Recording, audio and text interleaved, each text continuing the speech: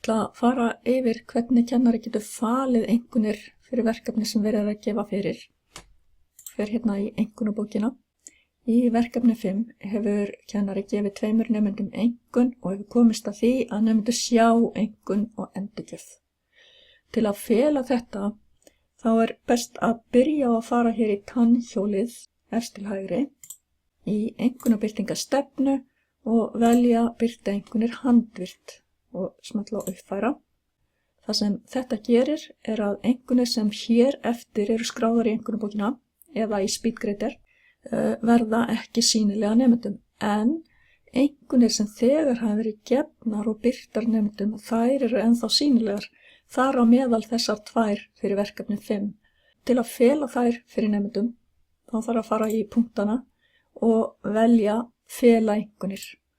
Og þá kemur fram að það eru 2 einkunnir sem hafa verið birtar fyrir verkefni 5 og ég kýsa fela þær líka.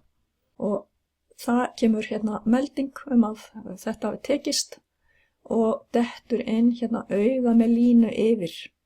Og ef ég fer núna í punktana, þá er ekki möguleiki að fela neitt, einungis birta. Þegar kennarinn hefur sett inn allar einkunnir og vill birta nemendum einkunnir, þá fer hann einmitt hérna í punktana og velur birta einkunnir. Þetta sama á við SpeedGrader. Ef ég fer hérna í SpeedGrader í verkefni 5, þá sést núna að gervimaður Ameríka, einkunn hans er falin, kemur fram hér fyrir ofan og efst vinstra megin er líka auga með línu yfir sem þýðir að einkunnir eru faldar. Hér hef ég stofnað nýtt verkefni í þeim námskeiðinu, verkefni 6, og það var gert eftir að einkunnabirtingarstefnan hér var sett í handvirkt. Það sést að það er ekkert auga með línu yfir hér. Það er einfaldlega vegna þess að einkunnir hafa ekki verið settar inn.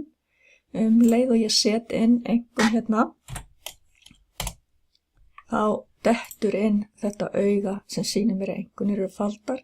Það sama gerist í rauninni í SpeedGrader, að leið og fyrsta einkunn er sett inn, þá kemur fram að hún er falin og augað hérna efst til vinstri gefur það til kynna líka.